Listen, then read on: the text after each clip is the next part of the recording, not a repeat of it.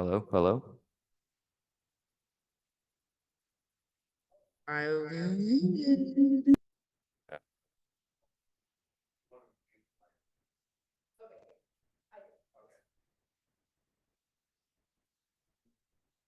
Test, test, 1, 2, 1, 2. Do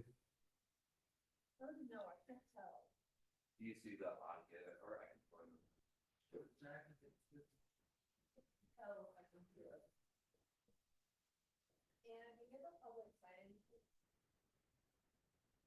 No, because we only take it down with the top. I thought you could sign it. Can, but we don't record it. You guys want. Just like this. And then help you faster. Up to you.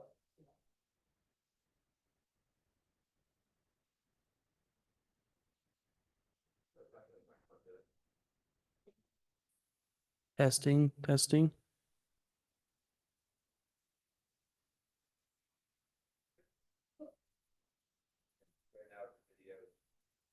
Testing, testing.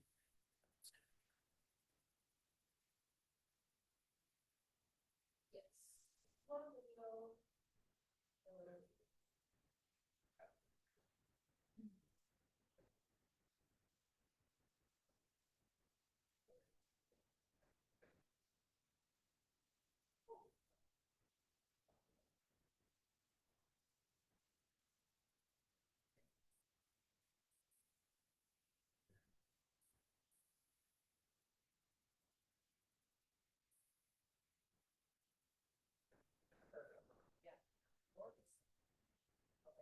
you can adjust like the whole like speaker volume in here.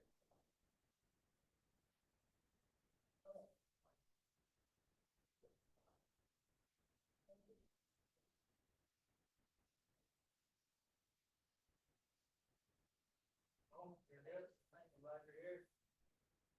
All right, now you're good. I think so. All right. Sam, you want to tell them this?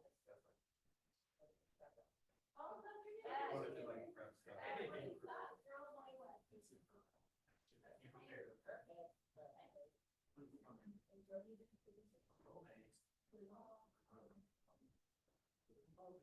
Dude, whatever's on your screen is up there. Okay.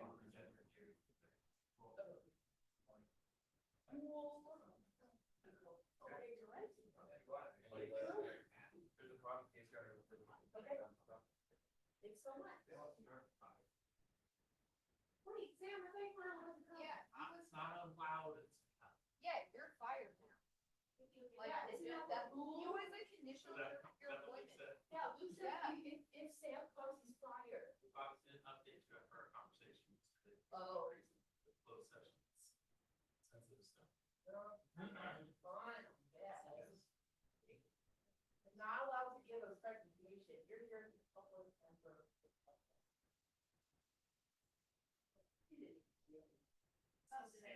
Hey, You're yeah. supposed to be in sweats. I couldn't do it.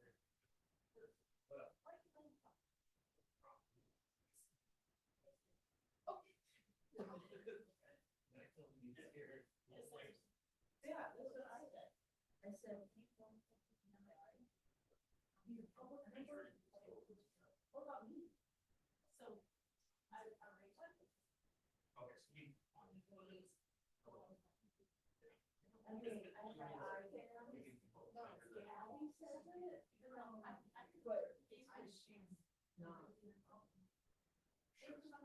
not. Sounds good.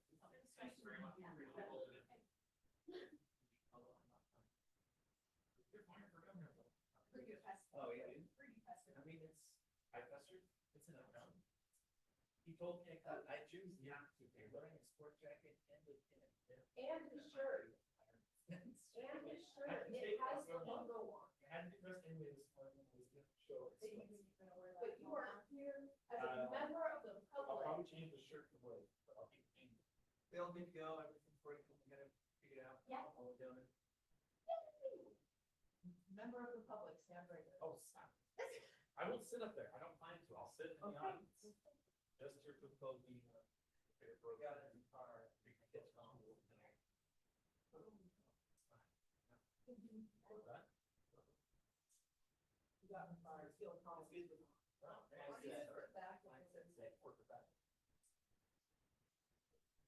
On some of them, most of them, it's the, I don't need to because, oh, so you don't have to.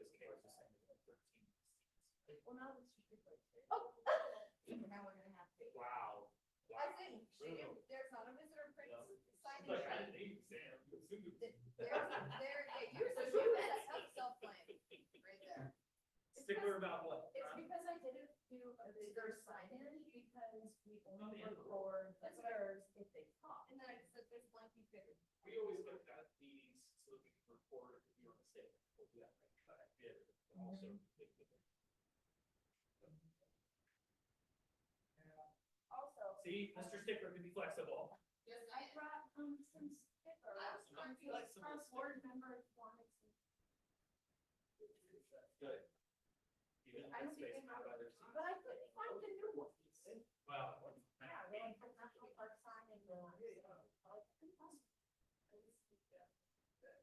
Look for a little bit. Probably. Yeah, that really. Gas and cars.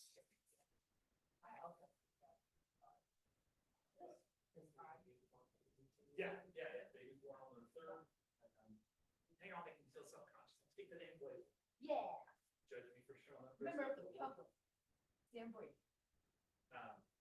No, do not remember while the bird will breathe. But then, he's just struggled with this one, right?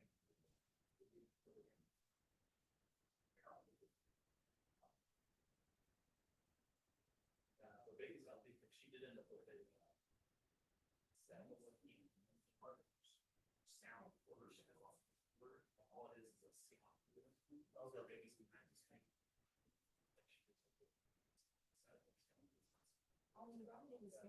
But it looks scary. And ours didn't show up. All showed up. Did you drop it? Did you want the big go? So we ended up being on The lane. Sure. The lane. Especially because we had.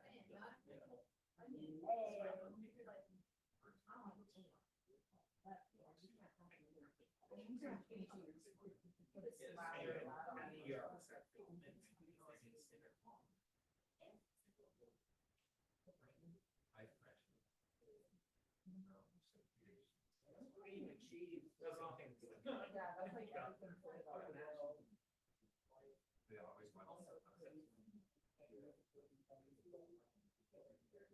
So how did? Oh. So, It's just it. Talk about. How about you back here? Or wherever you're from. See, I'm not gonna be on this. I do.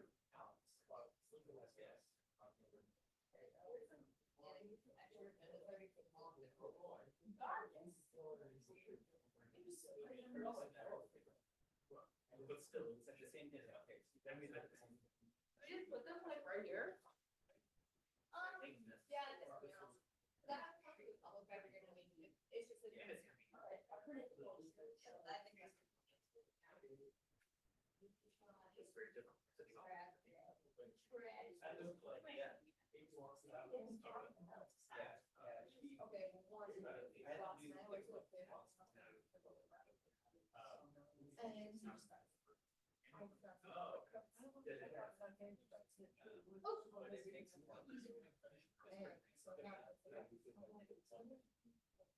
Yeah, I have one thing that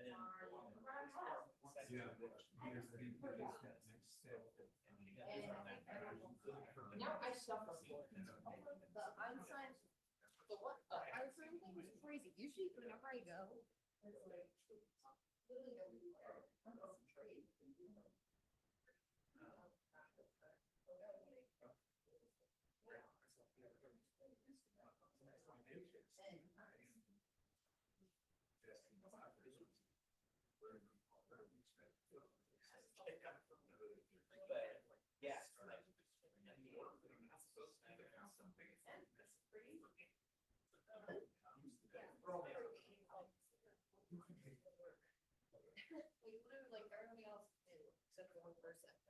Also, wait, where's the drawing thing? Oh, here it is. It's not showing up. Oh, what? Why? Because I'm sharing my screen. Oh, shoot. This isn't the screen. Mhm. I just leave it. It's a your thing. No. This microphone is on. Oh.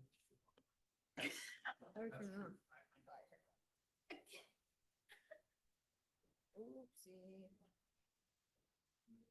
My bad.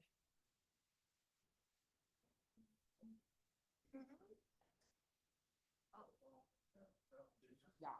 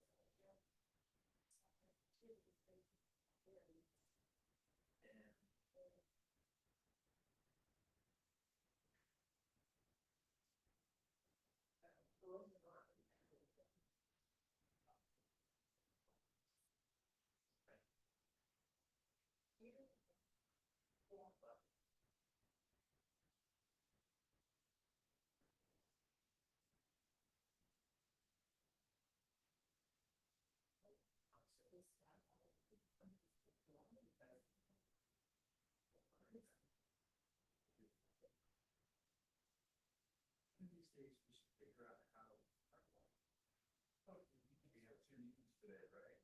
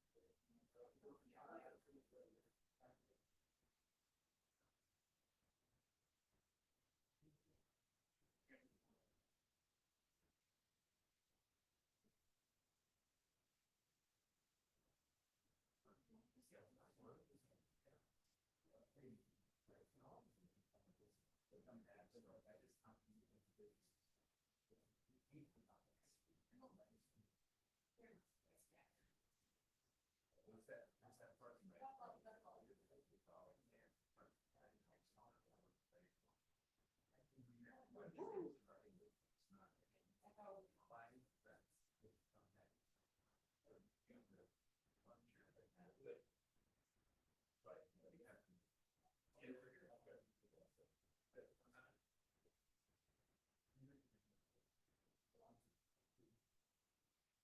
That's a big customer. While you're.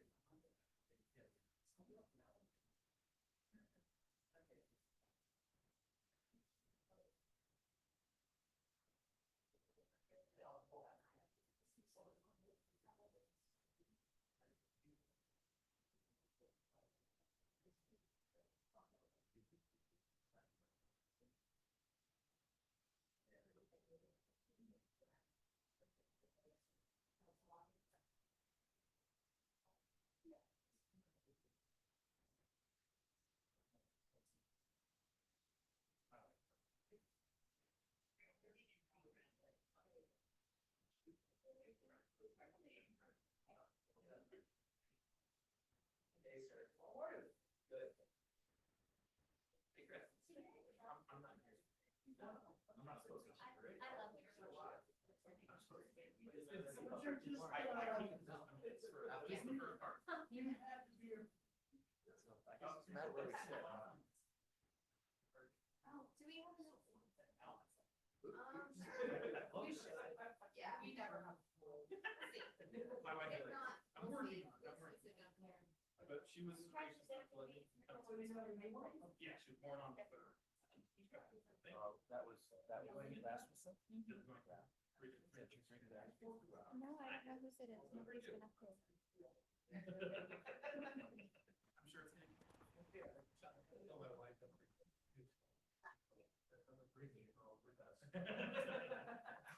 I honestly know when I see my sister. Well, hello. Whole office. He's like,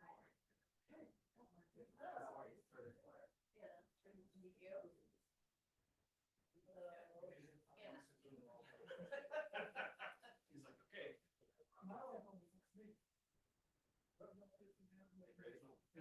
Isaac, how are you? I haven't seen you since you sang. Yeah. Since your beautiful voice rang through the halls. I was remote. I did see you from afar.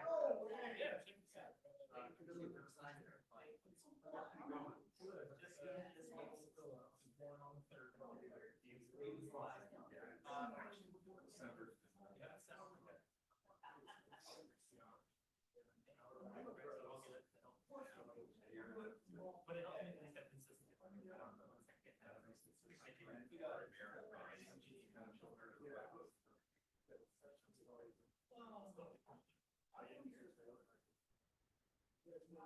Oh, yes, that was one hard.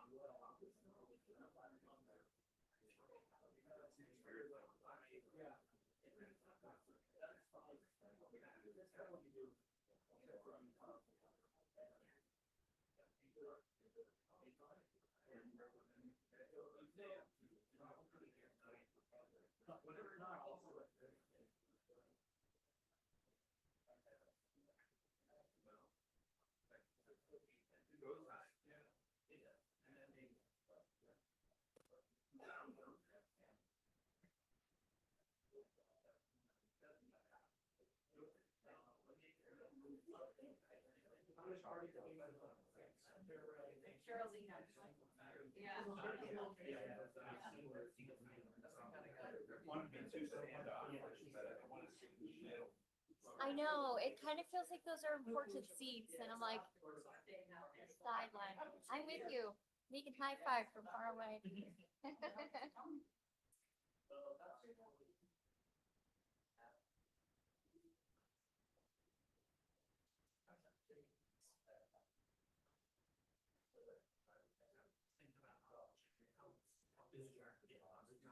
Well, so, how about look? I mean. Do you see anywhere that says the Wi-Fi?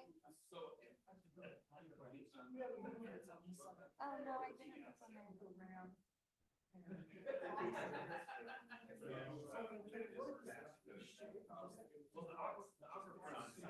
It is on. Well, I think maybe that's just the Zoom Oh, stuff. no, that's the Zoom stuff.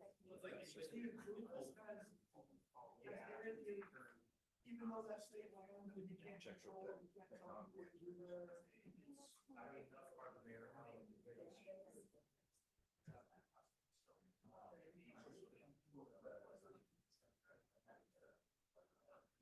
Oh, it's the provo guest and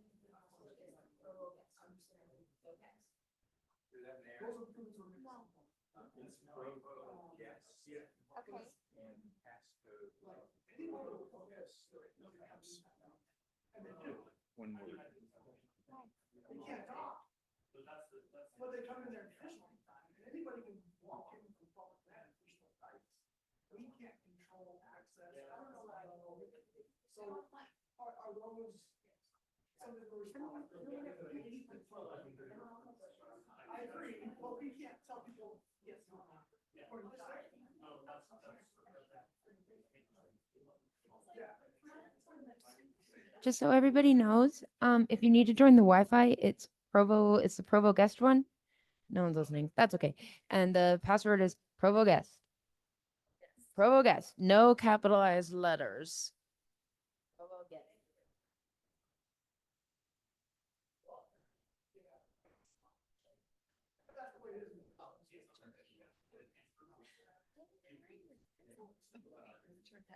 I think it's full. I think it's somebody.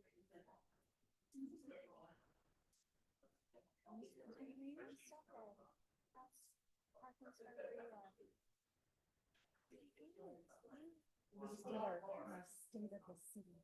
Oh, yeah, how was it? It worked really well. Worked a really long time on it. I was up till 4 a.m. the night before because I procrastinated, but it went well. I always like to put together like 16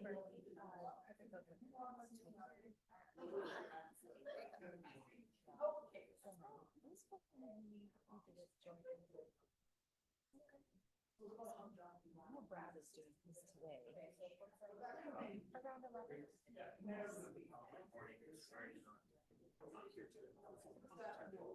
That's I'm what I here for the thought. closed session. For the closed session, we have these two. Okay. All right. So since I'm here, I'll do what I normally do, which is I can email them Google Meet on my Okay. phone and then go over to the other room. They can join. All right. Sounds So great. just make sure to say that. Position. Brady and Hillary. Okay. Okay, Cameron, join Kate. Cameron Dalton. Yes, it's wonderful. Here's my wonderful Let's little Willow. see. She's born on January 3rd. Is this baby number Number three, where third does daughter. Nair sit? Yeah. It's been fun, but I'm supposed to have a good chat stuff. Actually, I walked in this morning. Good morning. Where's Nair sit? I assume she'll probably sit In the right middle here, one. and she can stay. I don't want to spread out too far. Somebody's there. I'm going to sit up here then.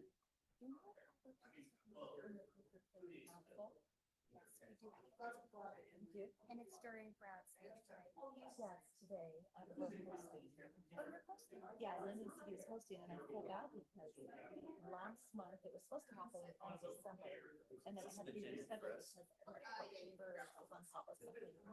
Gotta show her what we're. So we rescheduled it again. I just somehow. No, you're good. I was like, They didn't want to reschedule it, so I'll miss Brad's. Well, I decided I brought out to the meeting. So we're gonna actually.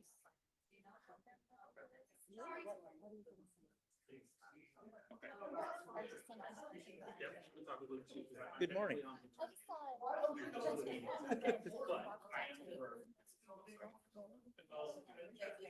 I was gonna tell you yesterday that Concordia, they're the largest. So doing a lot of roll-ups.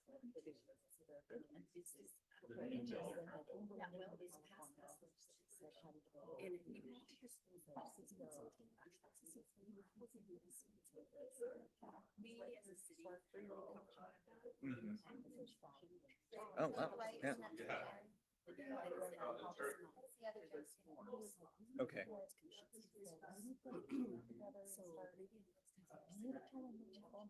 Yeah, that'd be great. Okay. Sounds good.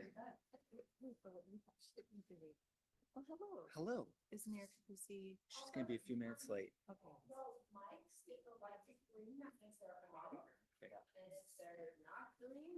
Testing, testing. Oh, there.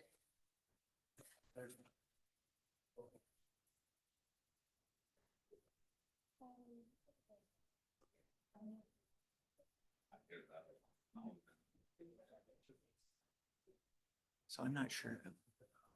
Is this on? It sounds like I can hear myself.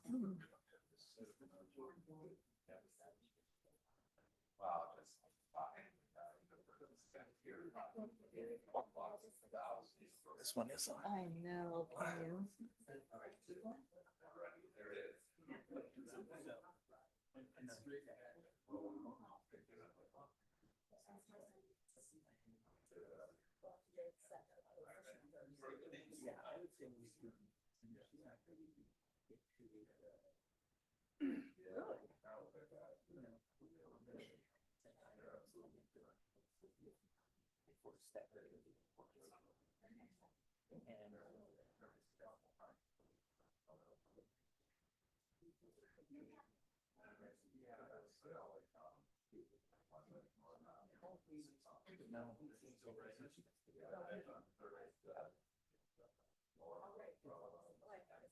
Gonna go.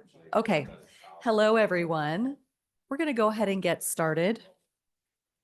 And do we have everything up and going tech-wise, recording, feed? Everything's good to go. Wonderful. All right. I'd like to welcome everybody. My name is Mayor Carolyn Lundberg. I am the vice chair here of the Utah Lake Authority, and Mayor Kafusi will be joining us shortly. But we're going to go ahead and get started here, and we would like to welcome everyone to this meeting today, January 15th, 2025. We are here in the Provo City Hall Council Chambers, and we welcome those that are here in attendance in person as well as those online. We are first going to get started here with the agenda on item number 1, which is our call to order. And I will start here to my right, if we might, with you, John. Thank you. Good morning. I'm John Mackey, and I am present. Division of Water Quality. Ben Starman with the Division of Forestry, Fire and State Lands. Chris Carr. Button right here. Thank you. Chris Carr, City of Saratoga Springs. Lene Millet, Orem City Council. Carolyn Lundberg, present. Julie Fulmer, Vineyard.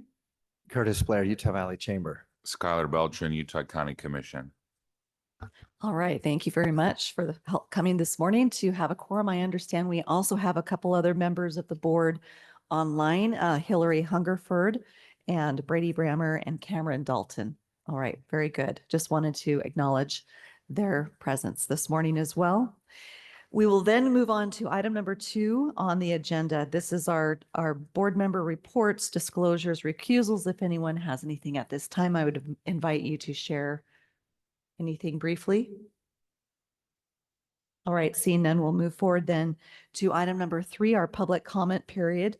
And we just want to quickly set the table. If anyone would like to make a public comment, we very most welcome that. We just ask that you limit it to 2 minutes. And also just a quick note, public comment is not something that we can take action on, but we do welcome any of that at this time. And if you would please come forward to the speakers up here up front and introduce your name, if there be any. So I'm your first public comment, Sam Brager. I know I'm employed here, but I'm on paternity leave at the moment. So I figured this might be an appropriate chance. I just wanted to bring up for the board that last weekend, Josh Holt, who is the park manager over Utah Lake State Park, passed away of a heart attack. So that is unfortunate news. I was notified by the assistant park manager a couple of days after it happened and was able to attend a viewing for him. Really sad for me personally. Josh and I worked together for 8 years, the entire time I've worked here at the lake, and he was a great partner in trying to take care of the lake. We are working on a few things to try and help honor him. One thing that I haven't brought up with our staff yet, but at the Utah Lake Festival, Josh and our staff are brainstorming how to make it bigger and better this year. And one thing in particular that Josh wanted to see happen was paddleboard jousting. And so we're going to do our very best to make that happen and dedicate it in Josh's memory.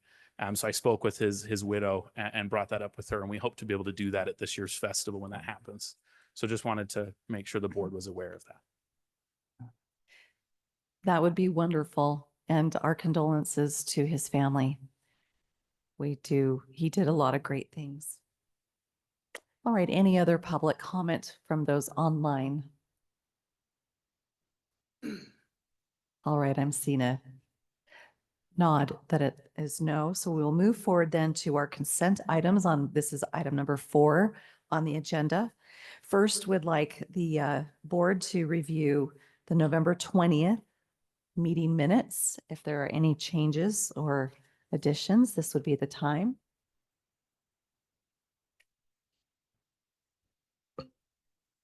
Mayor, if I may, John Mackey. There were a couple of individuals identified as person number 9 and person number 10. I was wondering if it made sense to try and fill in those blanks. Certainly, yes. I think that I could fill in some of them, although I left my handwritten copy with those notes on it. I think that, Mayor, it was you who was person number 9. And I think I was person number 10. Can we? All right. So if someone wants to make a motion to approve, but with that will be updated with staff, that would be great. I think there was one other thing, and that was recognition of Ben Steierman, and it was identified as John. I think we were recognizing Ben Steierman's work in the text as well. And I'm happy to go through with staff and incorporate those if it's okay with the board. Okay, the authority. very good. Thank you. All right, any other updates to the minutes? If none, I would entertain a motion to approve the minutes. Madam Chair, this is Cameron Dalton. I would move that we approve with the technical corrections as mentioned. All right, we have a motion. Do we have a second? I'll second it. Okay, we have a motion by Cameron Dalton, seconded by Julie Fulmer. Any further discussion? All right, seeing none, we'll call the vote. All in favor? Aye. Any opposed? Okay, that passes unanimously. Thank you so much. We also have before us item number 4.2. This is the approval of the Utah Lake Authority financial reports that were from October through November of 2024. Any comment in regards to their review?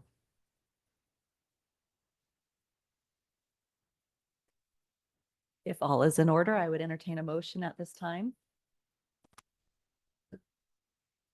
A motion to approve the financial reports October through November 2024. I'll second that. Okay, we have a motion by Curtis Blair, seconded by Lene Millette.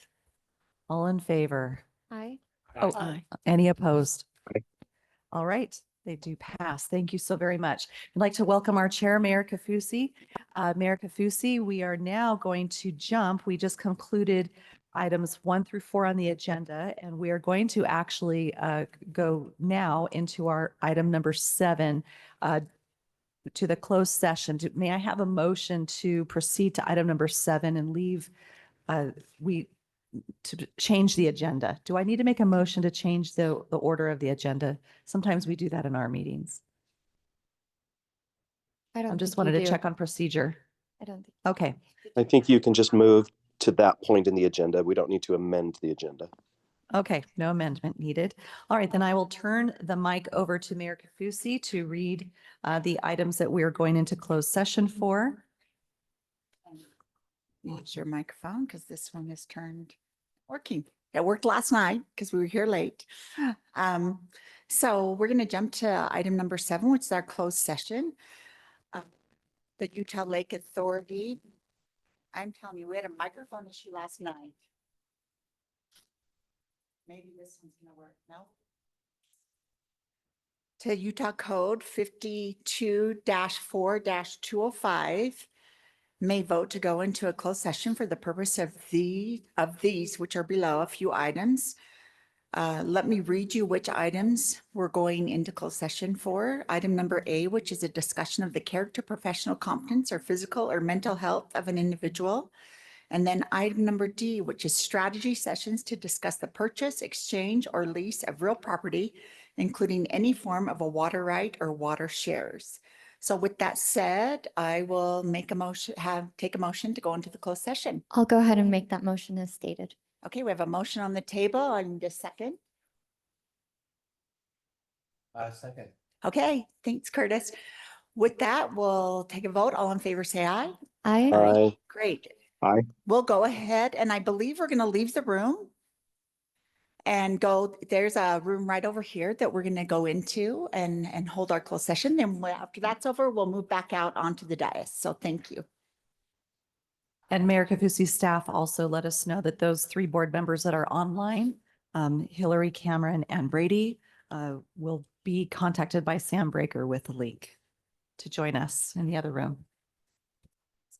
Well, thank you. Provo, yes. How are you, Caroline? Provo, yes. I think I can get out of meetings in my own building. Yeah. But apparently I can't. Oh. Are you doing this room? All the answers, right? Yeah. Yeah, let's do this one.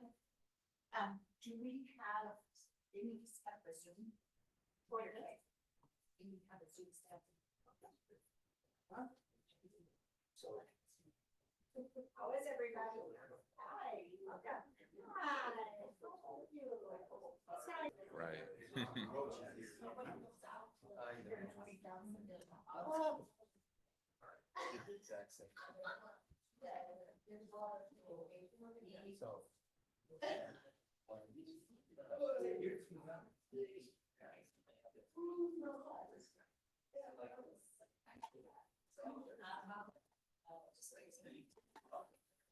Like, come on.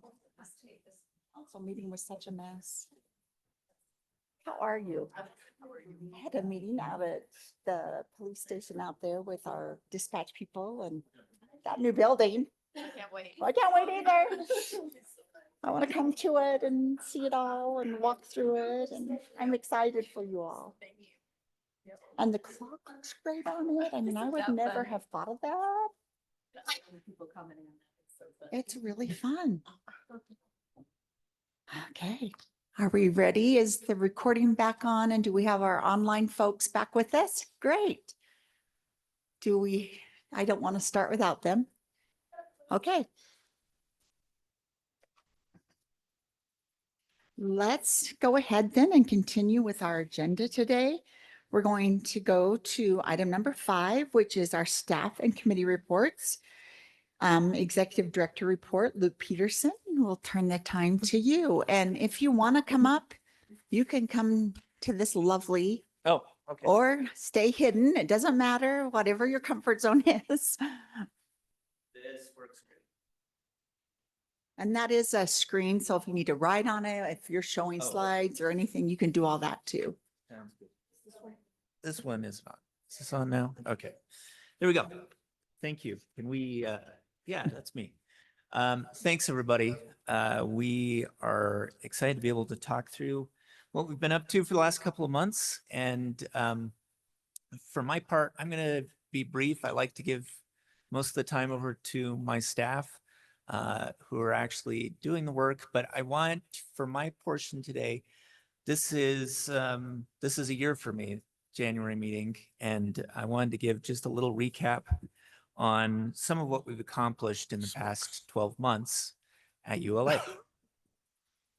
This drives me nuts. So we have had a lot of media reach in the past year, and I've been really happy with it. Everything from the Daily Herald to the Denver Post has covered the work that we're doing, along with our partners, of course. And we've had a really good run. I think if you go, I would encourage you, if you're bored sometime, to go look at the Google News option, put in Utah Lake Authority, and look at how our news coverage for the past year compares to previous years. And we've had a really good year. And I think that's important for us to get the message out in order to be able to start to change people's perception of Utah Lake and value it more. Anna?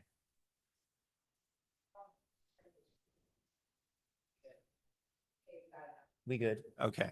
All right. So just to summarize that, we've had 36 positive stories from all kinds of media outlets, including the Salt Lake Tribune. And we've had a reach of about 600,000 people is the estimate, 600,000 unique views of the television stories, the news articles, the radio stories that have been done about Utah Lake just in the past 12 months, not quite 12 months. Next. Additionally, I promised at the outset that I would work really hard to bring in additional dollars to be as responsible as we can with the tax dollars entrusted to us. And we've made some good progress. My goal, as you might remember, was to hit 500,000 by the end of this fiscal year. We're at 477,000, so we're really close. We do have one grant pending approval from the county. We approved it last week. It's not pending. Thank you. Thank you very much. So we are whatever 477 plus 170 is, that's where we're at now. So we've reached our goal, and we'll continue to work on that. And then, of course, the federal appropriation for the Utah Lake Nature Center, the $5 million that we secured along with Utah Valley University from now Senator Curtis. And I will be heading to DC in a couple weeks to continue working on appropriations, see what we can do for the lake that way.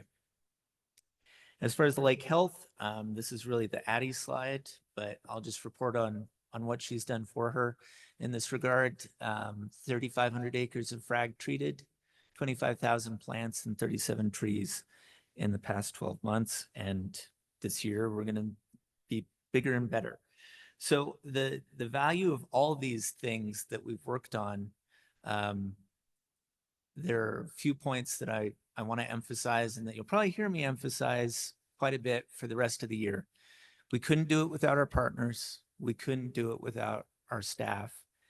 And we couldn't do it if not for this unique organization that we have that allows for both state and local governance, and that gives us the flexibility to be a facilitator and a coordinator to help make good things come to pass. So we love working with all of our partners, DNR and DEQ and Utah County and the cities and so on. And we look forward to continuing to do that. That's my report for today. Any questions? No questions. Oh, go ahead. The carp contest. Yes. Do people formally register in advance to do that and then submit kind of periodic reports on the weights, or how is that being managed? Yeah, I'm not going to steal thunder on that. That Okay, one's that's not mine, but coming. we do have a very exciting slide about the carp hunt. Yes, thank you. Luke, are we still doing the Utah Lake photo contest? Mhm. When does that kick off? Also not going to steal that thunder. Okay. Okay, those are both coming up. Okay. Okay, thank you. So Luke, if I may. Yes. Thank you. First of all, the year in review is excellent to say, here's where we started, here's some goals that we set, and here's how we did on those goals. So I'm wondering if you want to give us a little bit of a sneak peek. What are your next year's goals? Yeah, so my hope is, you put me on the spot here. And you can Um, say to be continued if you'd like. Yeah, I- I was planning to announce them as when we get closer to the end of the fiscal year, but I see more of the same but bigger. We hope to put more plants in the ground. We hope to bring in more dollars, more grant dollars. We are hiring right now for a development director so that I can share some of that grant funding, grant seeking burden with them, and the whole staff can. And the short version is more of the same, but bigger and better. And that's the teaser trailer. Okay. Thanks, everybody. Thank you.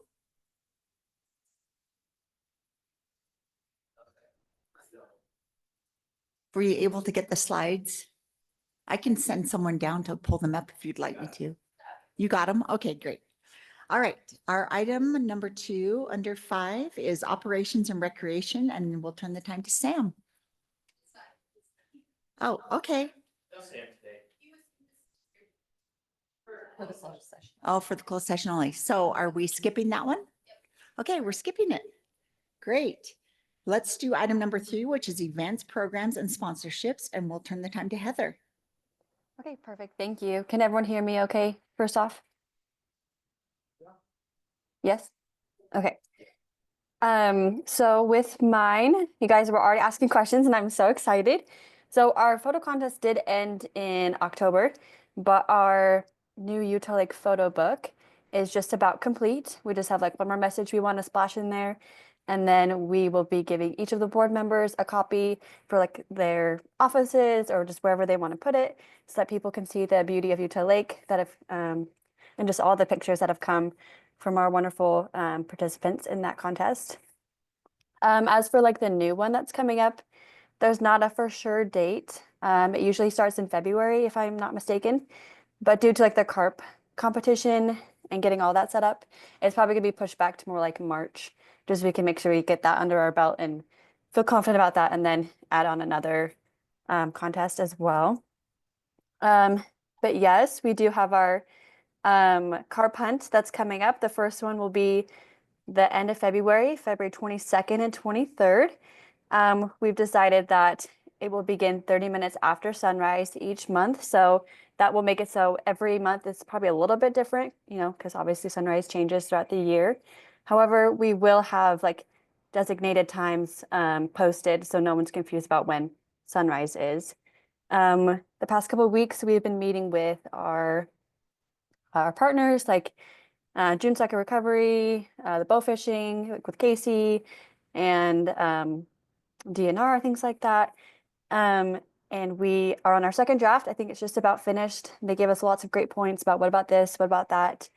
And so we are hoping to set up registration to start this week. And it will be a formal registration. Every single person on their team has to register, and it will be a $20 fee per person for the whole entire year. And it won't be refundable like after the first competition has happened. That makes sense. And then we decided that we'll be switching up marinas every month.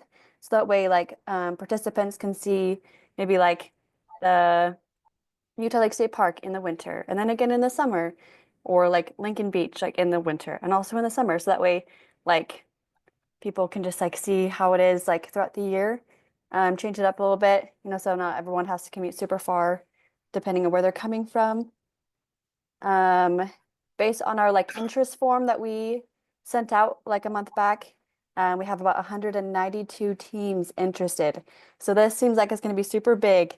So we are really, really excited. We've had so many calls and emails like, what about this? What about this? And so we're super grateful that everyone is so excited like we are. And then I think we already talked about the rules being finalized. But yes, any questions about the carp hunt or the photo contest or anything else? For the I photo don't have a question. contest, do you have the preliminary? I know you're putting it into the book, but any you could show today? I probably could.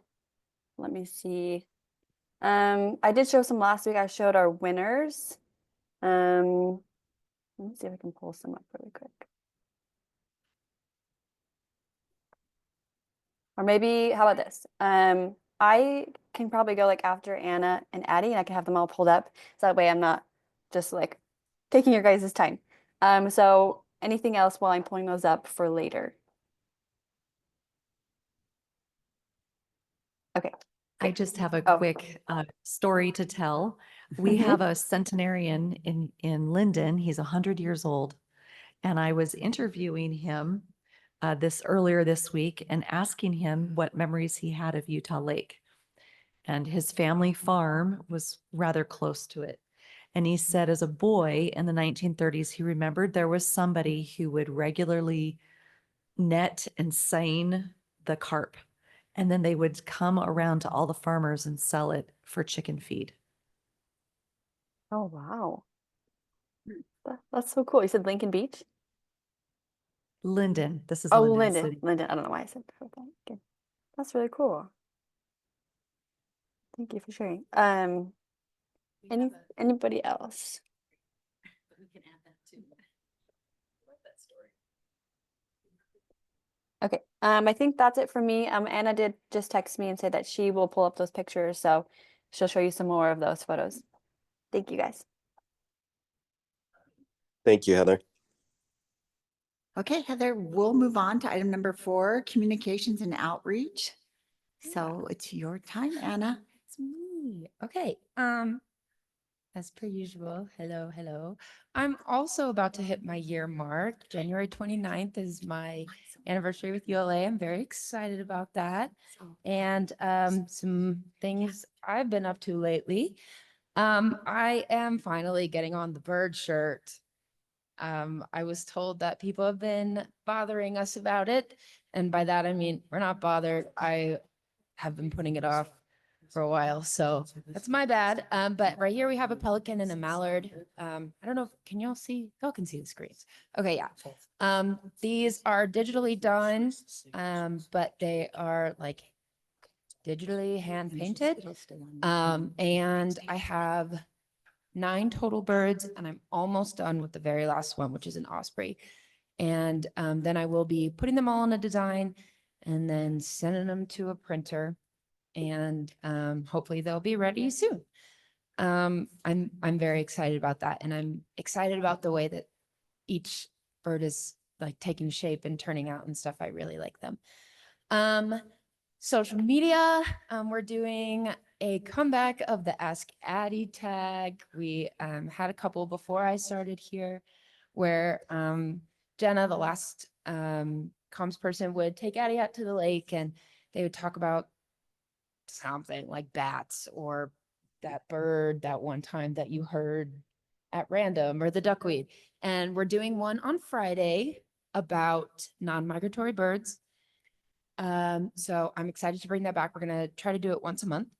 And then speaking of like photo contest photos, I did a cute little edit of one of the photo contest pictures for our Christmas card from ULA. So if you follow our Instagram or on Facebook, you probably saw that.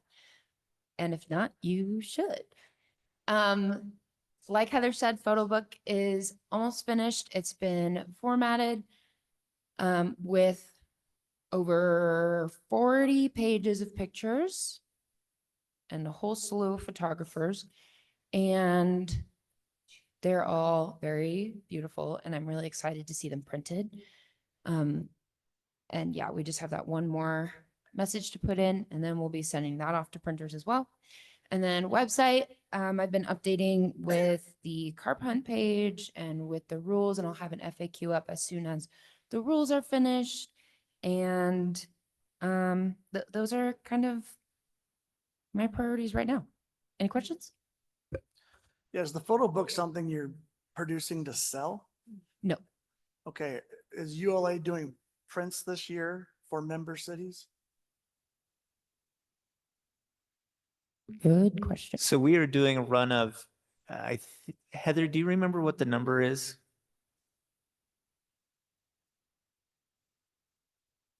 She might have left. The reason I asked Luke is our council chamber is lined with prints from previous years. Okay. And it's always fun to add the new one every Yeah, year. I'm sure we have enough for that. Yeah. Yeah.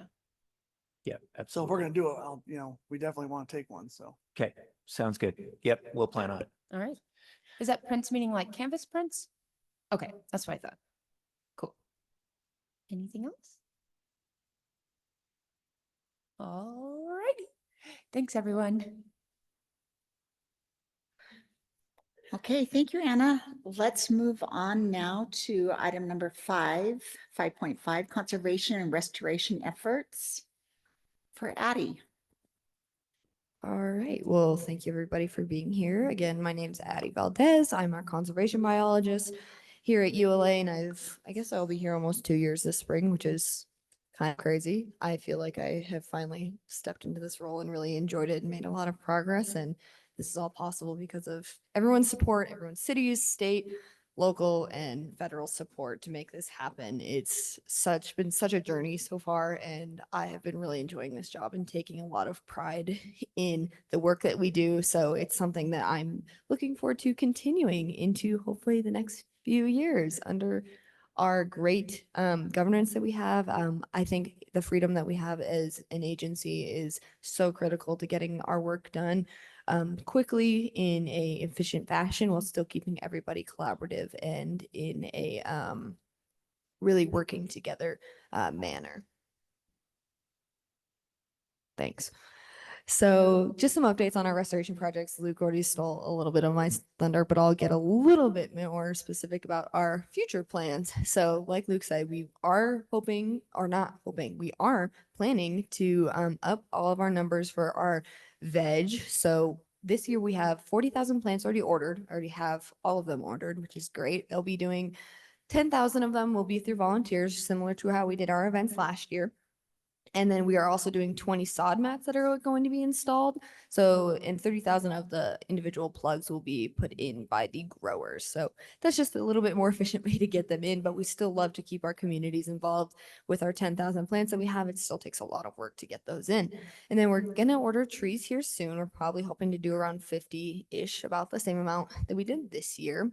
We have a planting application, our planting party application complete. We are just waiting to do some scheduling to keep our dates open and available so that people can pick. And this will be with a group application and an individual application.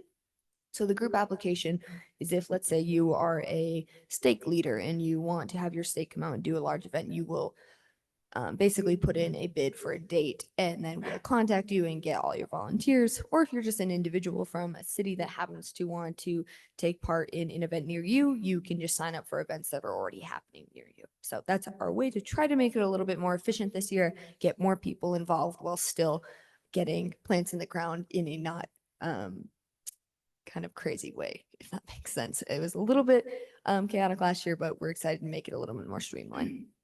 When it comes to funding, grants, etc., all of our projects that we're working on continually, our Utah Lake Preservation Fund through DWQ is making great progress. Our vegetation work group that we've been kind of using as a facilitator for that has been so helpful in really pointing me in a direction to be able to get this money spent in relation to all of our objectives. So those objectives again are land preservation, vegetation mapping, invasive species removal, vegetation restoration, and then vegetation comprehensive planning. So again, those are a lot of things, but the first one we're really focusing on is land preservation through some kind of acquisition, easement, whatever it may be.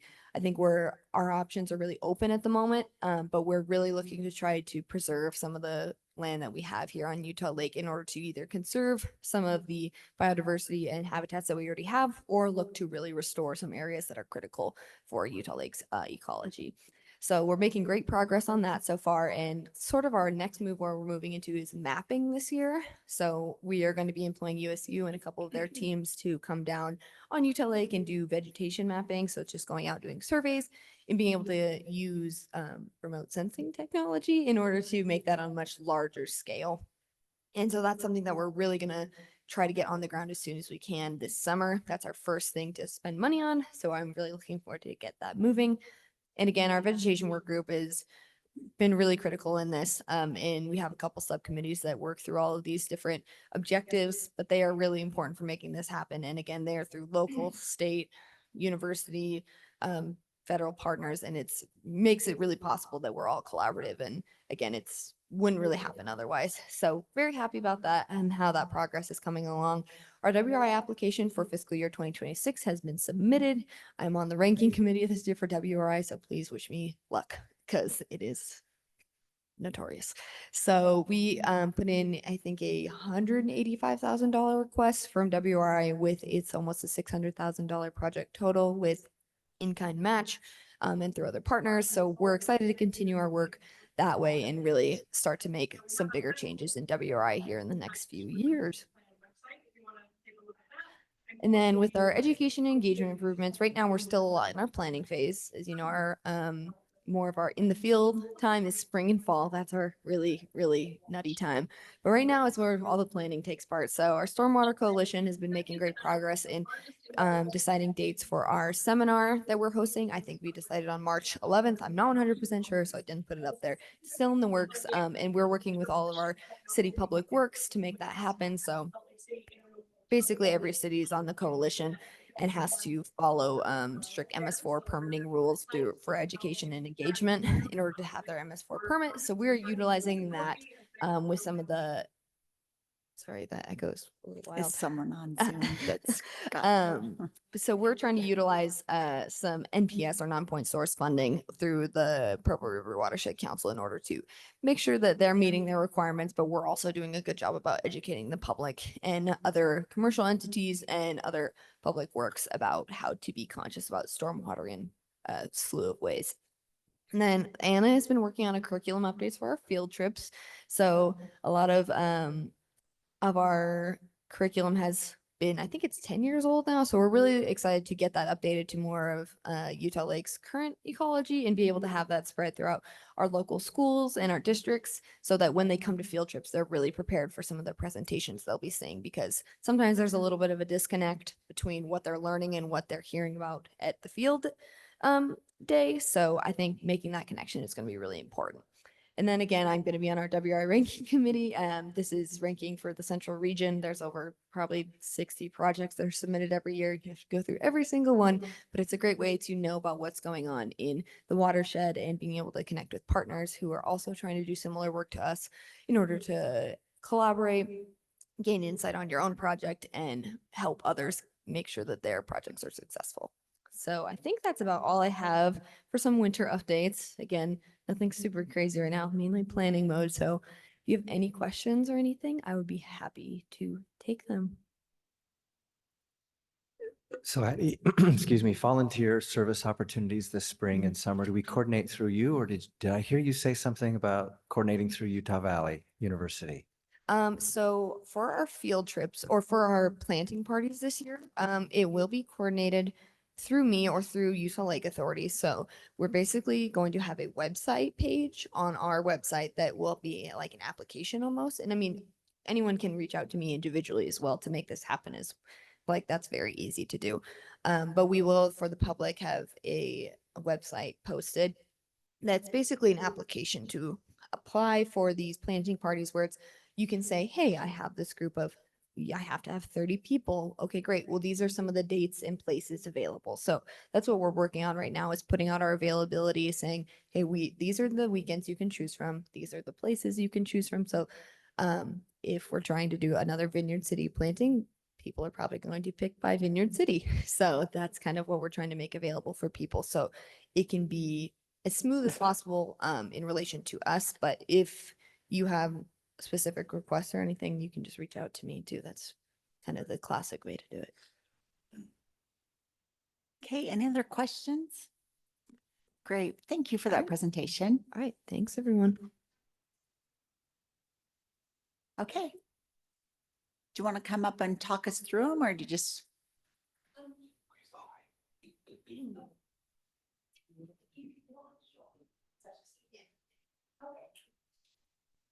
Okay, So we're not, this is just from the book. We're not going to show all of them. Obviously, it's a lot of slides, but just starting off, Addie, if you just want to go through them and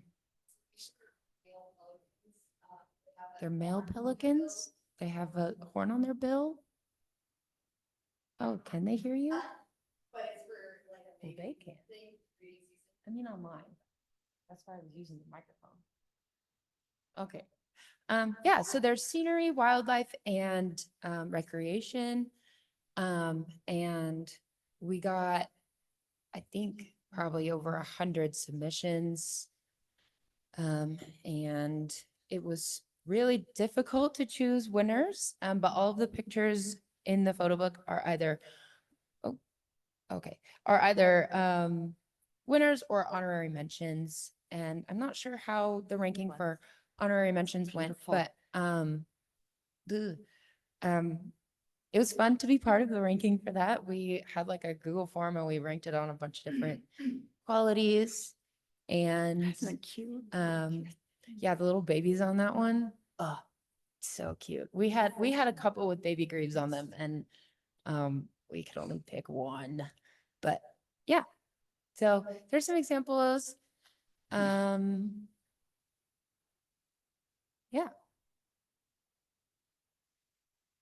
Yay. Little preview. Yeah, it's not actually that dark.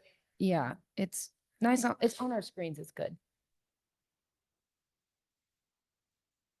Oh, there we go.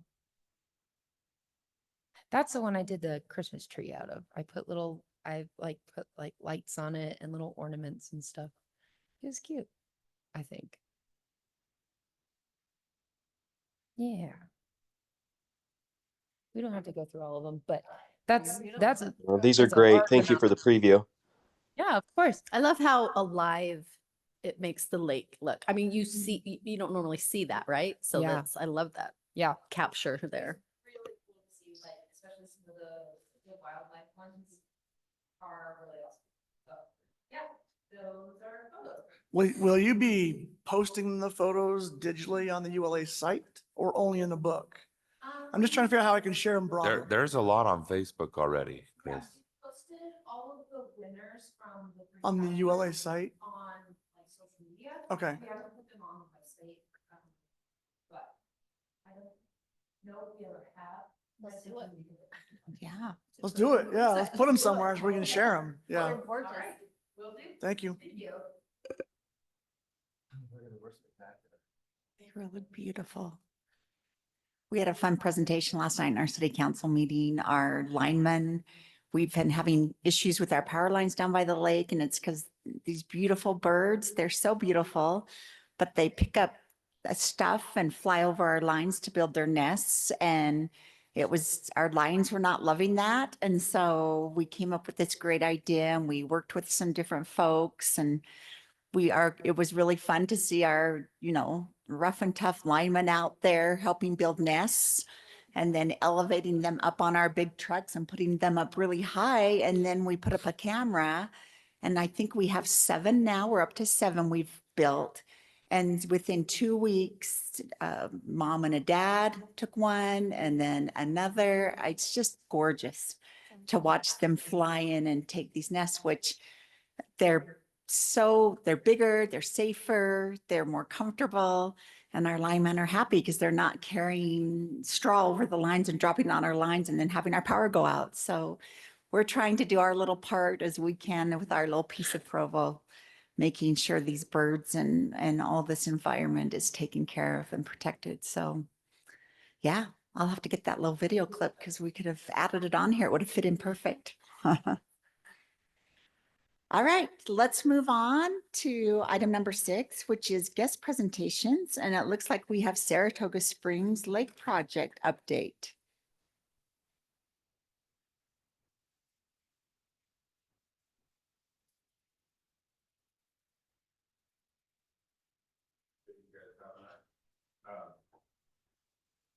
I'm Jeremy Lappin, City Public Works Director, City Engineer for Saratoga. This is Rick Kennington. He's our Director of our Parks Department.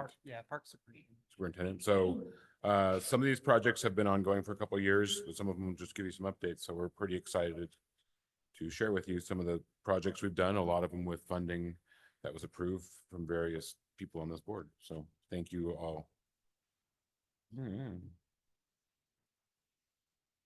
Swipe. Okay.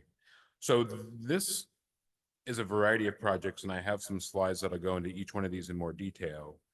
But what I like about this slide is it highlights really the comprehensive things we're doing on the North Shore and how it's creating, you know, an emerald crown, for lack of a better term, on the north end of the lake, joining different destinations, facilities.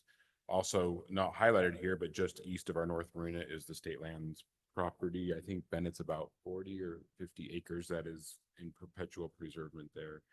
So that actually adds to that. So you're talking about hundreds of preserved acres that'll be open to the public for various recreation. So let me go into each one of these in more detail. So this is Shoreline Park. It's adjacent to the Loch Lomond subdivision.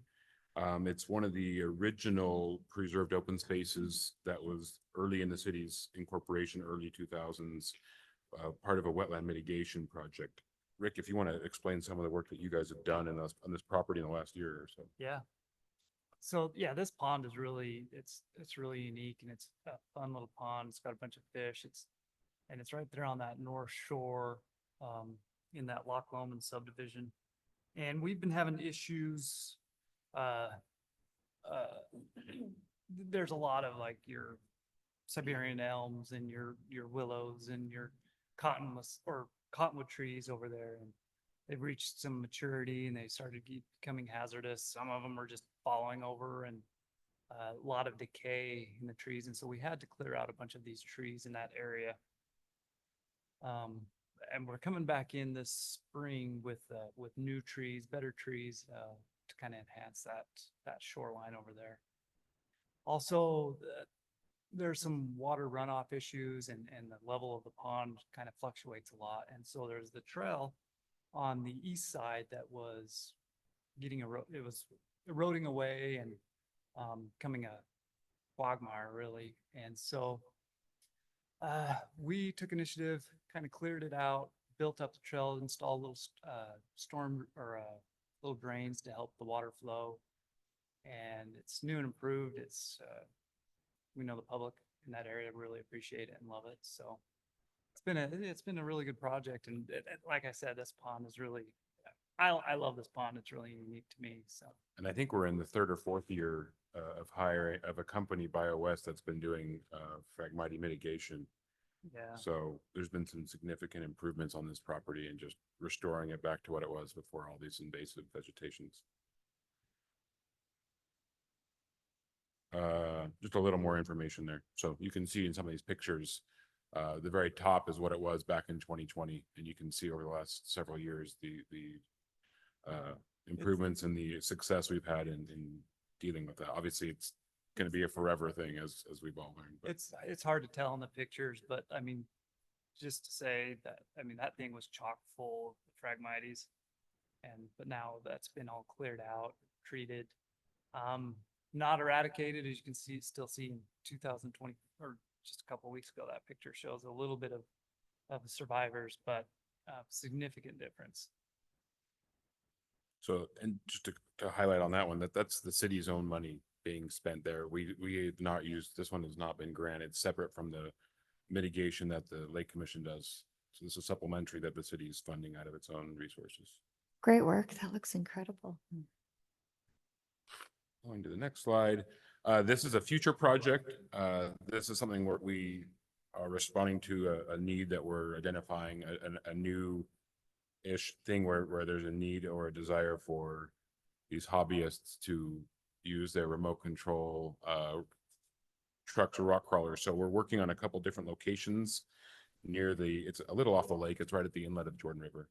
So this is something we hope to bring to fruition in the next couple of years as we finalize the location for it and work with some local hobby groups that are interested in investing their own time and resources into building this up. Maybe something that we look at a future, small UROG grant or something to help get this off the ground once we finalize the location. But we're excited. It just adds another destination in this chain of destinations on the North Shore of the Hey, lake. Jeremy, I just want to point out, you can see in the picture on the right, there's a large remote control airplane park Yeah. just adjacent to where this new RC park will go. It'll be the RC Central. So you have, Yeah. I think you have an airplane here. Across the trail is a helicopter. Right. So it'll kind of be a central location for all RC hobbyists. And I know a lot of people are using the river with their RC Right, boats. and then actually I want to point out that was a UROG grant years ago that we are appreciative. Right below the word option 2, you'll see there's one of our launch points that we built with UROG funding, so that non-motorized craft have a way to access the river right there. So that is a successful project that is used by the public, that was funded 4 or 5 years ago. North Marina. So this one, we have a variety of grants. We did get some dredging done, and we are hoping to go out to bid very soon on the phase 1, which I'll show on the next slide. But this is the vision, right? This is the long-term, pick a number, $40 million or $50 million vision that'll take several phases of construction and much more grant funding to realize. But this is the true vision of our North Marina, right? We have our South Marina. It was kind of it's been a central recreational hub for our city. It is the only, I think, marina on the west side of the lake. And so as our population has grown, we're over 65,000 people now. What's that? Only public marina. I'm sorry. Correct. There are 2 private marinas there.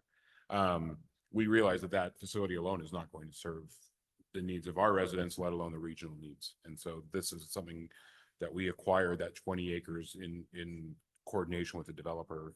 And now we're looking to, invest in the amenities that make it really a gem for the regional. We think it's a draw regionally, not just for North Utah County, but people that want to recreate and maybe don't want to go up to Deer Creek or Jordanelle. This is a much more local. So we think this project long-term will bring in tax dollars to all of North Utah County. And just a little more vision. So again, this is the overhead view, and then you can see there really what we're looking to go out to bids with the grant money we have available. So we anticipate this going out to bid in the next few months and being completed, hopefully either the end of this calendar year or beginning of calendar year 2026. So it'd be a parking lot, a jetty, a new boat launch, restrooms and trails. So excited about that. Okay, Patriot Park, again, not necessarily a lake or a river thing, but its proximity on the previous slide. We just wanted to show you, you can see in the bottom image, the bottom left image there in the white grayed out area, that's the existing baseball facility there. So we built that about 6 or 7 years ago. And this is our vision. We locked up the rest of the property. We acquired it. It's in the city's name. And this, at some future point, hope to implement the remaining enhancement of this property. This would also be potentially a trailhead or a destination where you could go from this park and walk, ride your bike, or whatever, to all the other destinations we showed in the previous slide. And also, just for point out, City Hall, where that's at, that is under construction right now. So I think we're in a friendly competition with Lehigh to see who can get theirs open first. Heron Bay Park, another successful public-private partnership. We worked with a developer to lock up this property we saw as a great little kind of mini destination on the lakeshore. We were able to get some improvements done in partnering with the developer. And then we actually did get a small URRG grant, I think for about $75,000. And that was done to successfully install the concrete ramps and trails. So in the aerial image, you'll notice it's just road-based. But we have some on-the-ground pictures. Those trails are actually paved now. So at this public park, it's a smaller park, but you can park there and you have paved access to launch a kayak or paddleboard at the lake, to fish at the jetty. You can see in the aerial on the left where it abuts. That's the El Nautica private trailer park / marina. So we're just immediately south of that facility, and with the public, yet another great public access trailhead. We hope to, either with local dollars or other grant funding, complete the landscaping, potentially add some pavilions, other amenities in this facility. South Marina. So this is one that we are just finishing up. It's been under construction since mid last year. Everything that you see from the access road north is done. So this picture is probably about 3 or 4 months old. You can see the grading, you can see the pavilions that went in. You can see there is a new restroom and there is a rental pavilion that we hope to find a vendor that can provide rentals for paddle boards or other amenities. We may have food truck nights here doing things. So this really completes the development of this property. And then so you have the motorized area that's been there for a while, and then that new jetty and that new area for non-motorized. And then we've imported thousands of cubic yards of sand. So that'll be a nice recreational area for non-motorized swimming, paddleboarding. You could launch here. So we'll also have some paved trails where you could go from your car and walk a paddleboard or a kayak down to the lake and then go out and come back. So hopefully a ribbon cutting on that grand opening this late spring, early summer. Lakeshore trails. So Saratoga, again, is very proud of embracing the lake, and it's been a design requirement since early incorporation that this lakeshore trail was required anytime a developer built on the lake. That was at times difficult with various boundary settlement agreements, but overall very successful. And we're almost at the point where we have a continuous trail along the entire city frontage. There was a couple segments that were missing, and those were the ones shown in red. This is a project that got funded years ago. We've had some challenges. We're rebidding it. So as you can see, the southern portion is something the city's doing with our funding and our local funding and our grants. That's out to bid right now. And then UDOT funding, MPO funding, we hope that they'll bid their north portion in February. That would essentially complete the only 2 missing segments in the city. At the next focus long-term would be to pave any existing segments that are not paved. So I'd say about 60 or 70% of it is paved, but some of the older portions and the older developments were road-based. So after we complete these portions, we're going to continue trying to finish it and get the entire system paved. So that'll be nice to get done. And I think that was it. So appreciate the time and excited to share with you some of the things we're working on. So exciting for Saratoga Springs. This is really beautiful and forward thinking. I love all these specialty amenities you put in. You guys, that's awesome. Does anyone have any questions? If I could just put a bow on this, because we're pretty proud of this. You So should be proud of this. Saratoga has more shoreline than any other municipality on the lake outside of Utah County. We've really embraced the lake as a feature of our community.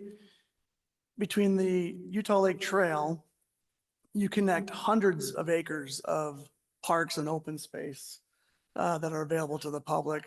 We also have, that isn't shown here, several areas that we've rezoned as mixed waterfront, and we have a whole mixed waterfront development that's been approved that will blend residential and commercial on the lake and embrace the lake as a place where people can live and shop and recreate all in one spot. So I think, you know, everything takes money, but we've got a great plan. You know, our staff's been fantastic, and I appreciate what they do.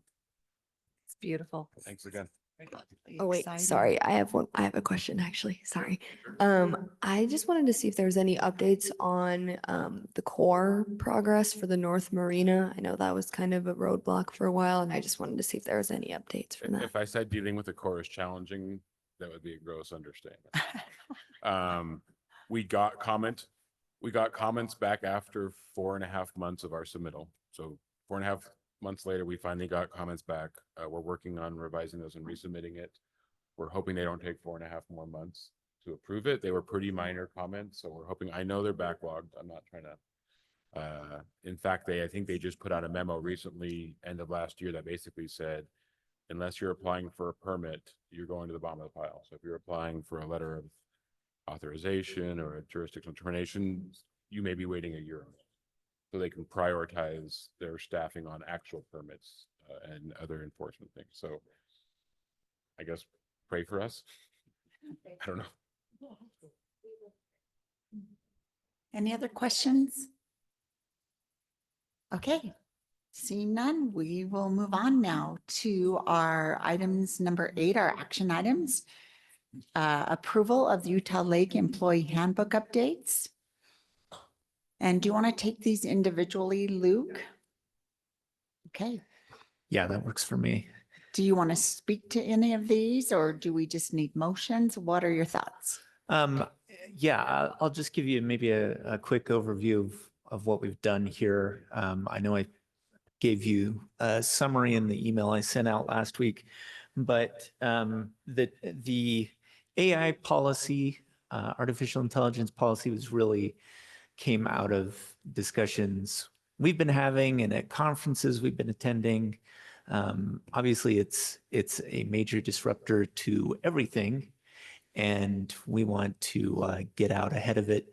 It was pretty entertaining because Sam is a big AI enthusiast and I'm a big skeptic, and that's how you get this policy. That's perfect. That's Yeah. just what you want, a Yeah. good balance. So it's sort of a blend of those two elements. For the most part, it's guiding principles, but with a few policies, actual specifics in terms of things we will and will not do, and what sort of transparency we need to use with this. It basically encourages us to use AI tools to solve lake-related problems. It's a little more skeptical on generative AI for a variety of reasons. It has implications for intellectual property and for sustainability because it takes a lot of water to write that email for you, for example. So that's sort of the overview of that one. Maybe let's go one at a time. Yeah, let's do one at a time. So I am looking for a motion to adopt. Can I just ask one thing? Oh, yeah, please. So what do you know, or what have you heard? I mean, the concerns, some of the ones that I've heard come up are AI giving you a slanted or, a certain point of view. How do we thwart that from happening? How do we make sure that everything that we're using is giving us results that are unbiased? Yeah, it's a great question. So Unfiltered. Yeah. I haven't done it for a couple of semesters, but I usually teach writing 150 at BYU. And I've had this experience. I'm pretty good at spotting AI generated content and also having fun with my students going, so are you sure this is the case right here? Because it will, for example, it will do some fun things like invent sources. If you tell ChatGPT to give you 10 sources, if they don't exist, it will create sources that sound like they could exist, right? So it's the right author. It's somebody who's written on this topic, but it's made up. So I think that there are a lot of really great uses for large language models, for analyzing problems, for figuring out patterns in data. And I'm fine with my staff using it to help generate ideas and that sort of thing. But I think we have to be really careful and confirm everything and make sure that what we're looking at is actually valid. Wonderful. And I guess, and I'm asking this because I really have not even touched this. So Yeah. are we requiring, is the trend that you put, this was composed with the help of AI? Yes. I mean, is that in our policy here? Will we be doing that? Yes, we have to disclose. First of all, the first level response is I don't want AI generated content. They have to get my approval if they're going to do it. And then if any portion of it was AI generated, yes, we need to be transparent about it and disclose it. But I think most of the writing for ULA, I'm not going to use AI for. There we go. And I do the rest. So there we go. Yeah. At the same time, I don't think it's a tool we should be afraid of. Yeah. I mean, We utilize it heavily in my industry. Yeah, yeah. No, again, like I said, I think having both Sam and I work on this, it's a pretty good balance of embrace and caution. And we've been having discussions and trainings, and I'm sure all your cities are gonna, with our police and how to utilize it there, but not, I mean, it's a big deal right now. So I'm glad you put it in. Yeah. And kind of framed the way you want to manage it. Any other questions? All right, seeing none, I'm looking for a motion. I move to approve item 7.1. All right, we have a motion on the table by Commissioner Beltran. I'm looking for a second. I'll second. Okay, Mayor Lumberg, thank you. Any further discussion on this? Seeing none, I'll call it to a vote. All in favor, say aye. Aye. All right, it looks like the motion carries. Thank you. Let's Great. go on now to the action item 7.2, approval of ULA policies and procedures updates. This is the one I've had a couple of people reach out to me about. So Okay, this one you might need a little more walk us through it type. so policy and procedures, not sustainability. Yeah. So yeah, we had several updates in the handbook. They cover a few different things. These are mostly cleanup things, specifying how overtime works for us and including language that corresponds to the sustainability policy and creating the parent leave policy, which I am just going to confess right now, I preemptively gave to Sam, assuming you all would be okay with it. But we didn't have one. And I reached out to UCMA, the Utah City Managers Association, so that I could get a feel for what all the cities were doing. And we took sort of the median of what everybody did for parental leave, and that's the policy we adopted.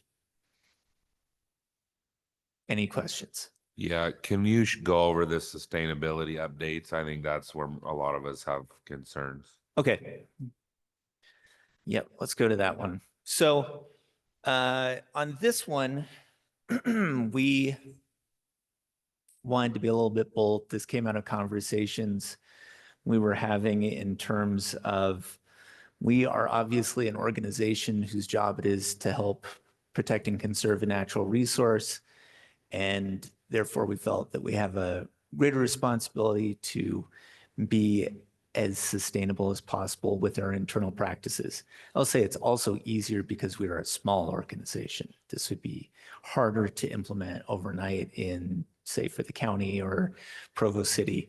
But the goal here is to put into place some practices that relate to water conservation, reduction of waste, especially the types of waste that we see at the lake, and also air quality. Air quality and water quality are tied. Poor air quality has a deleterious effect on the health of the lake as well. That's kind of the overview. Happy to respond to any specific questions or concerns. Yeah, so hypothetical, as I read the air quality, say you have a conference in Ogden or speaking to students in Lehigh, and there's an orange air quality day. According to this, you would miss out on your conference or your speaking to students on a field trip or whatever. Is that accurate? So we're talking about the orange one. Yeah, or Eric. So yes, I'll use orange as an example. You have a conference in Ogden. It says you will eliminate all out of county travel unless absolutely necessary. Would you not go to your conference because it's an orange health day? Yeah, so the caveat there being absolutely necessary. So if we deem it as necessary, I'm a speaker, there's something critical we need to be there for, then we would go. But in general, the idea is to guide us to go, is this really necessary? To ask the question, is it necessary? so that we then have that as an initial filter. We're at least raising the question about whether or not we should go.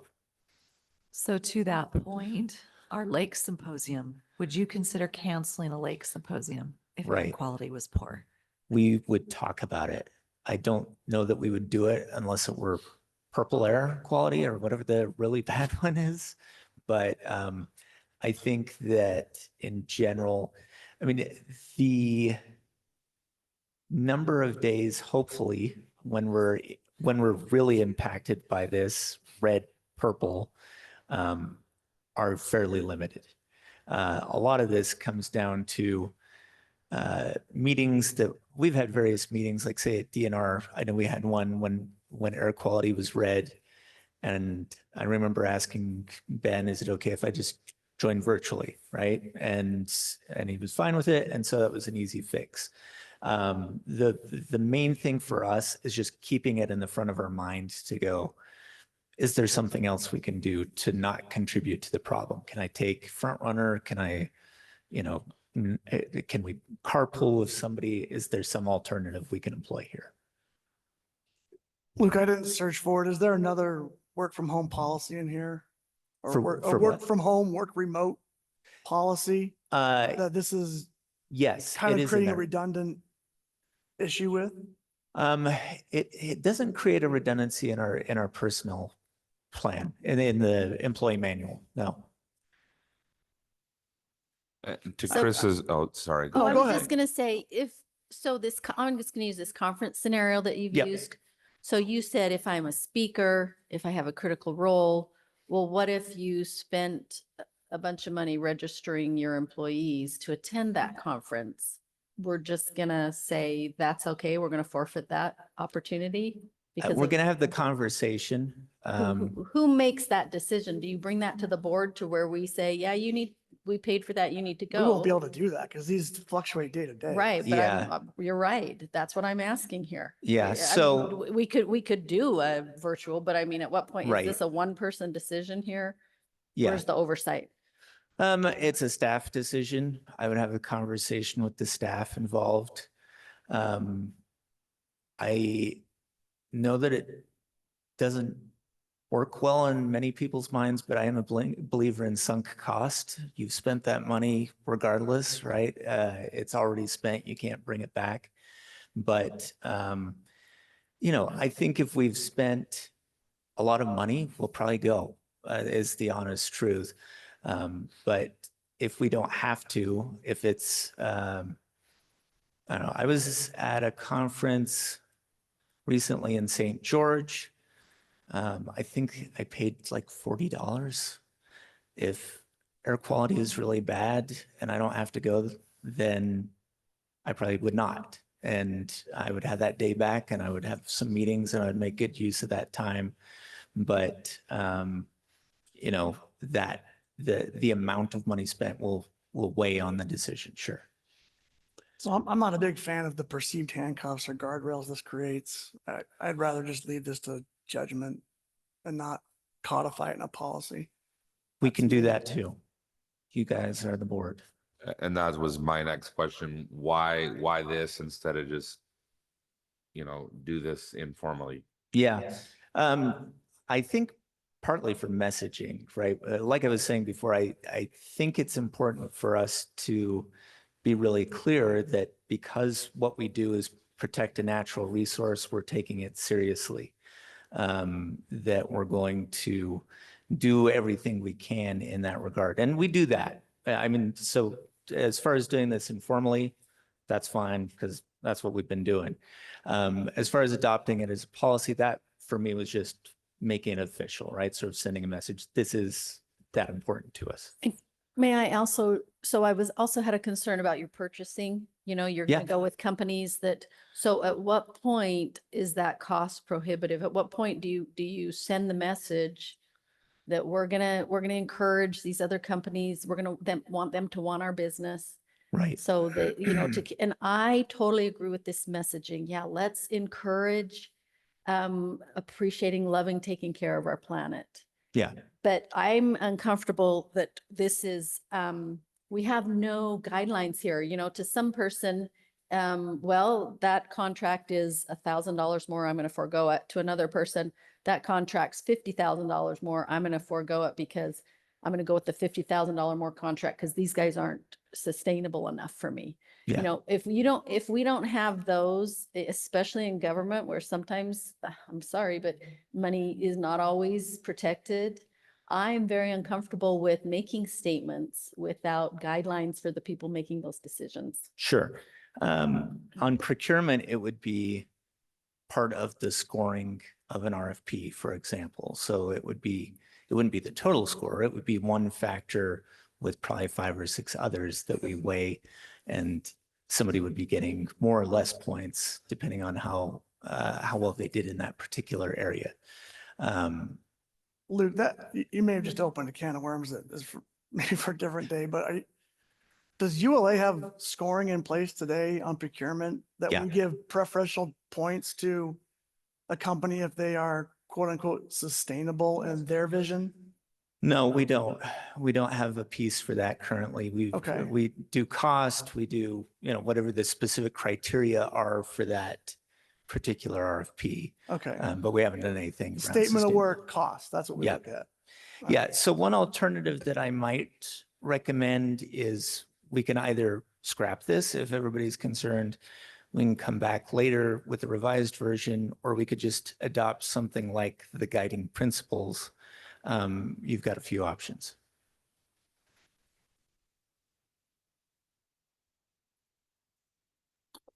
I kind of gave Luke a heads up because when everyone started reaching out to me, I was like, Luke, this is going to be a little bit of an issue. So we may not pass this and we may have to table it. But what are your thoughts, Commissioner?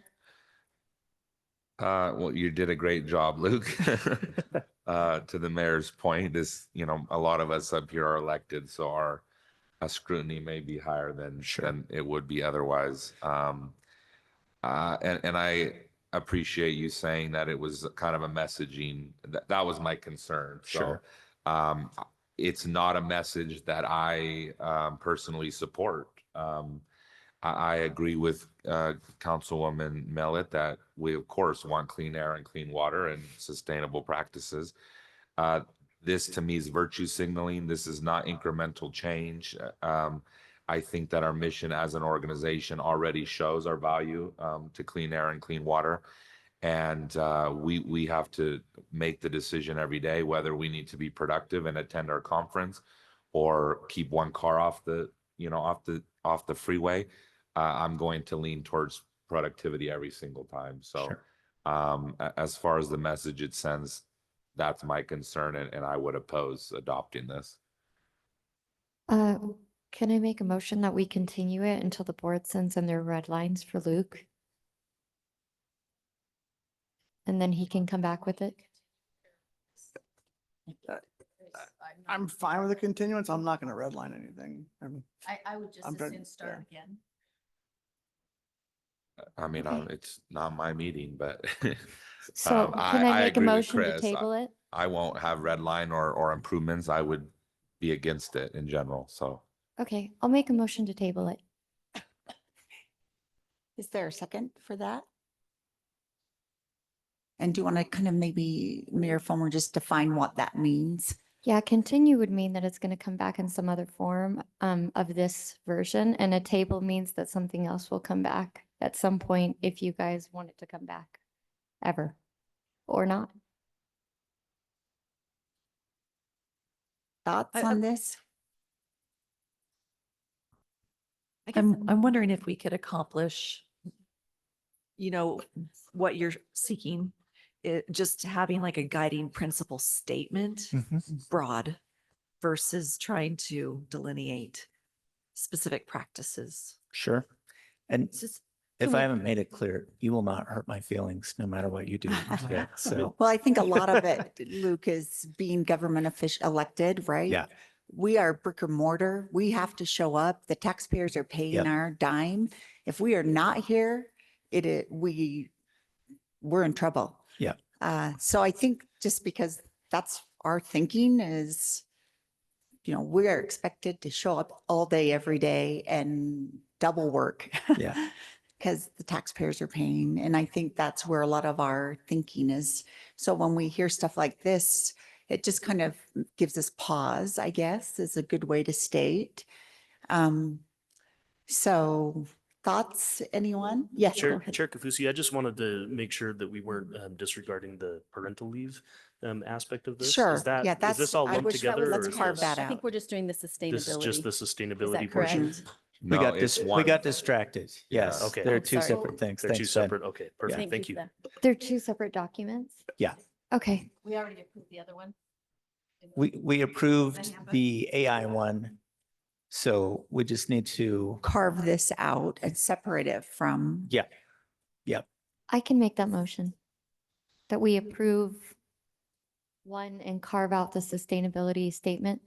Is that what it is? So I would actually, and if I don't want to interrupt your thing, but just as a kind of my thoughts before you make your motion, I would, we can approve the AI. I would like to, I'm not even sure how to make the motion, but I would like to just take this off the discussion and have just a little, let you rework it. This is just a little more broad than I'm even comfortable. I'd like to carve it down to, a statement as you were talking about. And I'm afraid continuing or tabling this is going to keep this as a working document. So is that correct? You're shaking yes. So Yeah. how can we make, I'd like to start over. I'd like to Okay. give that guidance. So the motion on the sustainability policy Yeah, would be I- a little separate than the AI maybe. Yeah, I second that. And to the extent that there's a difference between a mission statement and a value.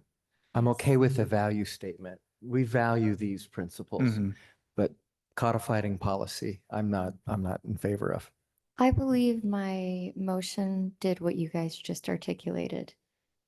Yeah, State it again. I just said that we're passing it, but we're carving out the sustainability section and removing it from what we're approving. Yeah. Okay. Yeah.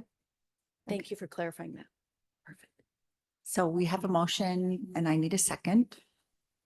As Second. described, I second. Go ahead. Describe, okay, as described with the, Did we Change. cover the other changes in the handbook? well, Do we need to review them? do you,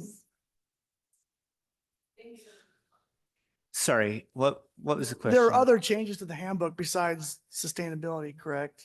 Yeah, so the parental leave and the overtime are the two main pieces left in it. So we just basically went through and defined, like many government employees, what happens is we don't do overtime so much as you accrue comp time that can effectively be used as vacation time, but it has to go up to a certain limit. So we've specified 100 hours for that. And then the parental leave portion just establishes what we've done here, which is a 2-week leave. And then we'll work to accommodate as needed after that with if they can work from home, et cetera. Does the comp time roll over? that was going to be my question, kind of like it's use it or lose it in Provo. How does it work for you guys? Our comp time doesn't expire. It rolls over, but you Yep. just can't exceed that. base, Yes. Like 100 Okay, hours. so It's you can fixed. roll over a maximum of 100 hours. Yep. Annually. Yep. No matter what you've banked. Yes. I will mention though, buyout. my It's comp a- time it's a rolls huge over. buyout. It's the We general use it or staff lose it. does not. So there's a differentiation Oh, between the okay. That's at-will interesting. employees and It's a the massive scheduled liability. employees. That's good to know. Use it or lose it is Provo's Yeah. policy. I think that's an important distinction though, and I don't know, Luke, if yours does that. Is it distinction between exempt and non-exempt staff, or is it the same policy for everybody? It's not different, no. And we're all at-will employees. So, but if we were to theoretically change it, it does not distinguish between a Yeah, and hypothetical change. I mean, we're at will as well, but there's generally an HR distinction between what we used to call salaried versus hourly employees, or exempt, non-exempt. Yeah. And those are HR classifications that, at least for comp time in the state system, are separate. And so essentially one will accrue the the overtime pay, and the other will accrue comp time. But it sounds as though you're putting everybody into the same comp time accrual with a max of 100 hours. And then above that, at certain point in time for the year, it will be use or lose. Correct.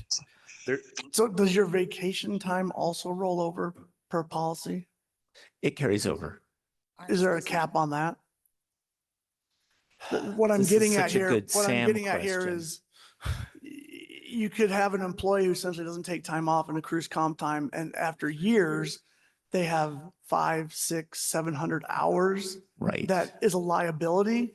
Yeah. That has to be paid out. Yeah. I mean, the key here is, Yeah, the budgets There was hate an that. example of one of the government entities that here in the state that I was on the audit committee, an employee was paid $187,000 in Buyout. retirement. Yeah. that's It was really a massive impressive. liability that kind of gobsmacked. When you look at an organization, I know we're small, but if your entire organization is carrying over hundreds of Years. hours each, you have to account for it. Yeah. For what it's worth. So number one, they have to receive authorization from me in order to work overtime. And that's generally pretty rare. Sam, I think, has about 80 hours accumulated. He's also been here a while. I have, I think, 20 or something. But we're generally trying to, like Sam and I have accumulated some, but we also try to spend it rather than, actually use it rather than see that happen. But yeah, we don't, I think we can continue to work on this piece if you'd like. Sam is not salaried. No, Okay. neither am I. We're actually all treated as hourly. Luke, also just maybe if I may just give one other thought as well, between the exempt and non-exempt, there's also a rate of accrual difference with the state. So like I believe I'm non-exempt, which means I accrued 1 hour for every hour I work. And Oh, then okay. it caps off. I wonder if maybe there's a happy medium to be had here where the maximum amount could be lowered to make everybody feel like that liability is lessened. I personally, I think that you should definitely be compensated somehow for the extra hours you work, and being able to take that extra time off is, a good incentive. But I do agree that does create a big liability at the end of the year. Sure. Yeah, we need to protect the exposure, financial exposure of the ULA, right? And I 100% agree. I think employees should be compensated for their work, and that is a benefit to, working, being able to carry that over. But we got to be able to put guardrails on the risk. What about on the vacation days? We draw a hard line on that in Provo, that your vacation doesn't carry over. I tell my folks all the time, use your vacation time. You're a better employee if you take your time. And then here comes November and everyone's, please, I need an extra. And I just, no, you use it during the year. It's there for a reason. I wonder if we could maybe do a hard line on that one and then come with the other of maybe, I don't know. I'm just brainstorming. Yeah, I mean, it sounds like there are a few things here. I don't know, maybe we do table this one and I work with a few board members to, it seems like there are a few pieces here that I wasn't even aware of. With regard to what the state does. I thought ours paralleled yours pretty closely. So this is good to know. And I thought you and Sam, excuse me, were in fact salaried. Same.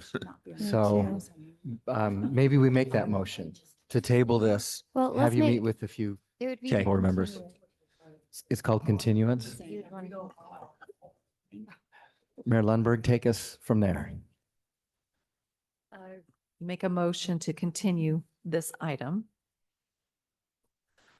which is item 7.2. Do we have Or to, 7.2. we have to take action on Mayor Fulmer's Yeah, we motion, haven't don't we? voted on I will this. adjust my motion to my original motion, which was to continue this item. Okay. All right. So the whole thing, everything. The whole Yeah. thing. Let's The continue it. maternity, the, Perfect. okay. Yeah, but paternity is not urgent. You're already kind of going with which is fine with Yeah. everybody here. Yeah. No Yes. urgency there. Yeah. Okay, You have to put date specific when you continue. no, do not. It can be open-ended. All right, so we have a motion and a second. Now that it's on the table, any further discussion amongst the board? All right, seeing none, we'll call it to a vote. I don't know if we need to do a roll call vote, if there's mixed feelings, but let's try a group vote first. All in favor, say aye. Aye. And any opposed? Okay, seeing none, the motion carries. All right, you've got the direction from the board, which I don't want to This- make eye contact with you, Luke, because that's more work, This but is- that's okay. This is the most exciting meeting we've had. Thank you. Yeah, that was good stuff. Yeah. You can come visit all of us. This is an easy one. This was nice and short and easy and smiling faces in the audience. That's all good for us. All right. With that said, I am looking for a motion to adjourn. But prior to that, let me just state that our next board meeting is scheduled for Wednesday, March 12th, 2025. And it will be here, correct? Or Yes. is it? Yeah, okay. Yeah, 'cause we're it's planning for- listed yep. wrong on this at Central Utah okay. Water. So it'll be Yep. back here at Provo. So, Move to adjourn. okay. Second. All right. All in favor, say aye. Aye. Aye. Aye. Aye. Thank you for coming. Well, the discussion was good. When I read it, I was like,